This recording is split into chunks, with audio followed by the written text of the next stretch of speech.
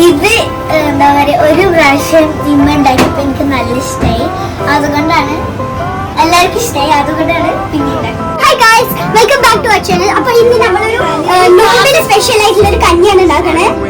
അപ്പോൾ നമ്മൾ അവിടെ കുറെ എന്താണ് ഓണിയൻസ് ഇങ്ങനെ ഉള്ളി ഇങ്ങനെ വെട്ടി വെച്ചിങ്ങനെ, പിന്നെ കുറച്ച് ഇലകൾ വെച്ചിട്ടുണ്ട്, പിന്നെ കുഞ്ഞ് എന്താണ് ചെറുമുളക്, ഗ്രീൻ ചില്ലി, പച്ചമുളക് ഉണ്ട്. അപ്പൊ നമ്മൾ ഇതൊക്കെ ഇങ്ങനെ ചോപ്പ് ചോപ്പ് ആക്കി വെച്ചിട്ടുണ്ട്.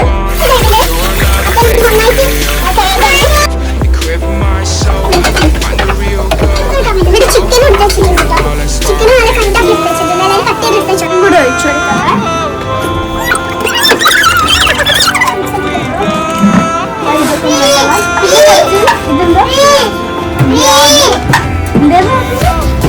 മിക്സ് ആക്കാം. ഈ കട്ട് ചെയ്ത് വെച്ച എല്ലാ സവാളയും ഇത് നന്നായിട്ട് വഴറ്റണം. നന്നായിട്ട് വഴക്കണം.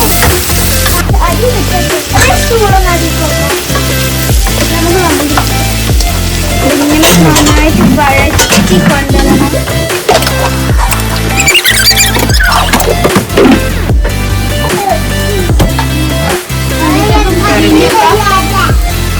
എന്നിട്ട് നമുക്ക് അത് അയക്ക് ഇട്ട് കൊടുക്കാം. എന്നിട്ട് നന്നായിട്ട് മിക്സ് ആക്കണം.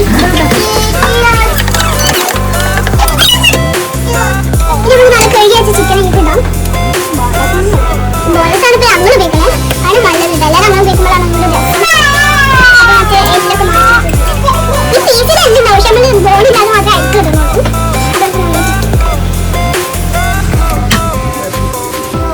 നിങ്ങൾ ഇതിന്റെ ലുക്ക് കണ്ടില്ല, നല്ല മഞ്ഞ കളറായി അടിപൊളിയാക്കണം.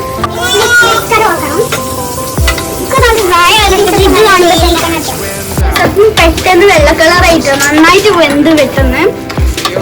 നമുക്ക് നന്നായിട്ട് മിക്സ് ചെയ്തിട്ട് മെല്ലെ നമുക്ക് റൈസ് ഇട്ട് കൊടുക്കാം. ഫുള്ള് ഇവിടെ കോരി എടുത്തോട്ടോ. അയക്ക് വെള്ളം ഒഴിച്ചോട്ടോ. നമ്മളിപ്പോ വെള്ളത്തിൽ എന്നിട്ട് അയക്ക് വലിയ കുറച്ച് വച്ചിട്ട് അങ്ങനെ വെച്ചിട്ട് അത് മിക്സ് ആക്കാം. വെള്ളം ഒഴിക്കുമ്പോൾ ചൂടുവെള്ളം ഒഴിക്കും.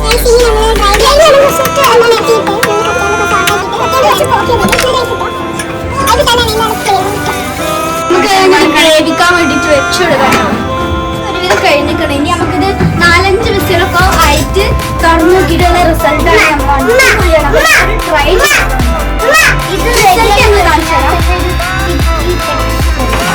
റിസൾട്ട് കേട്ടോ. Okay guys, 4 വിസിലായി. നമുക്ക് ഓപ്പൺ ചെയ്ത് നോക്കാം.